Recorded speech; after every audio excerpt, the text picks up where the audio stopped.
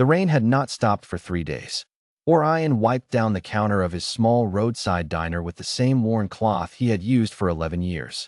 The place had no grand name above the door, just a hand-painted sign that said hot food. No questions. It sat at the edge of a dying town in rural Montana, where the highway curved away from everything worth remembering. He was not a young man anymore. 53, with knuckles that ached in the cold and a back that reminded him of every bad decision he had made before 40. He had served in the Navy once, long ago. Now he served soup. It was on the fourth night of rain that the door opened. Two girls stumbled in, no older than 8 and 10, soaked through their thin jackets, shivering so hard their teeth clicked together like loose coins. They had no bags, no adults, no shoes worth mentioning. The older one met his eyes first. Hers were large and dark, the color of deep space, and completely, terrifyingly calm for a child standing in a puddle of rainwater on a stranger's floor. "We can work," she said. Her accent was strange, clipped in places, stretched in others, like English learned from a textbook rather than a childhood. "For food." Orion looked at them for a long moment. Then he turned back to the stove. "Sit down," he said. "Soup's already made." He did not ask where they came from. He did not ask why they were alone. He set 2 bowls of beef stew on the counter, cut thick slices of bread, poured 2 glasses of warm milk, and let them eat in peace. They ate like they hadn't in days. Maybe longer. The younger one, she would later tell him her name was Alara, kept looking up between bites, watching him with enormous amber eyes, as if expecting him to take the food back. He didn't. He just refilled her bowl without being asked. When they finished, the older girl, who said her name was Lyra, placed her small hands flat on the counter. "We are ready to work now. It's 9 o'clock at night," Orion said. "We are not tired." "I didn't ask." He came around the counter and gestured toward the back hallway. "There's a storage room with a cot and some blankets. It's warm. Sleep. We'll talk in the morning." Lyra stared at him. "Why?" Orion shrugged, already walking. "Because you're kids, and it's raining." They stayed for 6 weeks. He never fully understood what they were or where they had come from.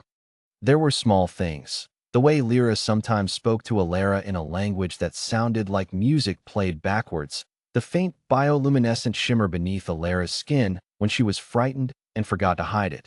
The way both of them looked at the stars with an expression that was not wonder but recognition. He did not press. He had been in enough situations in his life to know when information would come in its own time. They helped him in the diner. Alara turned out to have a gift for math. She could calculate change faster than his old register. Lyra fixed the freezer compressor with a hairpin and what she called basic thermal logic, which Orion was fairly certain was not a phrase taught in American schools. When the 6 weeks ended, 2 adults came for them. Not parents, something else. Something that arrived in a vehicle that Orion chose not to look at too carefully. Lyra took his hand before she left and held it for a long moment. "You did not have to feed us," she said. "I know," Orion said. "Most would not have." He thought about that for a moment. Then, "Most aren't me." She almost smiled. Then they were gone. 10 years passed. The diner kept going. The town half died, and then surprisingly didn't. Orion got a dog. His back got worse. He started closing on Sundays because he'd earned it. He was on the porch one Tuesday morning, drinking coffee and watching a hawk ride a thermal above the tree line, when the sky changed. Not dramatically, not with fire or sound or cinematic spectacle. The clouds simply parted, gently, as if moved aside by a considerate hand, and something descended. It was a ship, not an airplane, not a helicopter. A ship the size of a small stadium, dark as slate and shaped like a crescent blade, with running lights of pale gold along its edges. It settled into the empty field across the highway with the silence of snow falling on still water. Orion set down his coffee. A ramp extended. Figures walked out, tall, composed, wearing uniforms that shifted color in the light. Behind them, 2 humans stepped onto Montana soil for the first time in a decade. Alara had grown into someone who looked like authority personified, straight-backed, sharp-eyed, wearing what appeared to be a command insignia on her collar. The amber eyes were the same. The way she looked at him was the same. Lyra walked beside her. Older now, carrying herself like someone who had learned the weight of responsibility and decided to carry it anyway. They crossed the highway together. Orion stood up from his porch chair. "You got taller," he said. Alara laughed, and it was such an ordinary laugh, warm and sudden, that two of the alien officers behind her visibly startled. Orion, Lyra said. She stopped at the foot of his porch steps. We have been looking for you. I haven't moved. We know.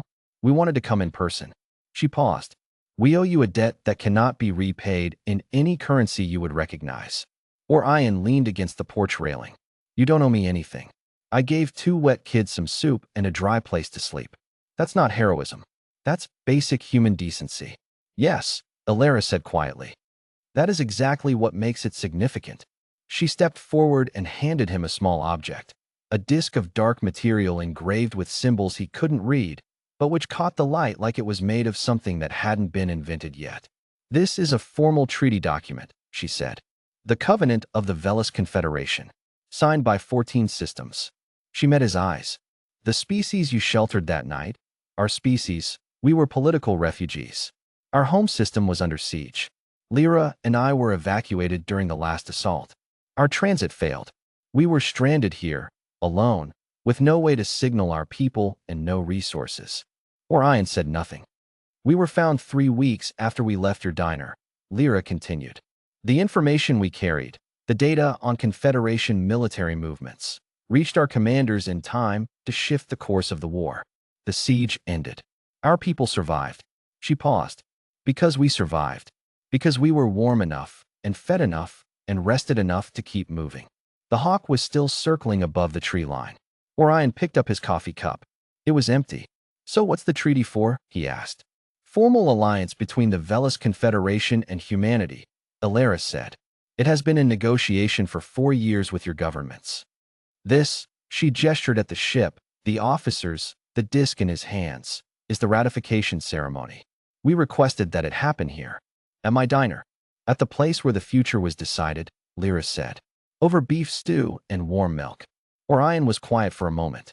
Then he looked at the 14 officers standing at the edge of his property, rigid with ceremony, watching him with expressions that ranged from reverent to cautious.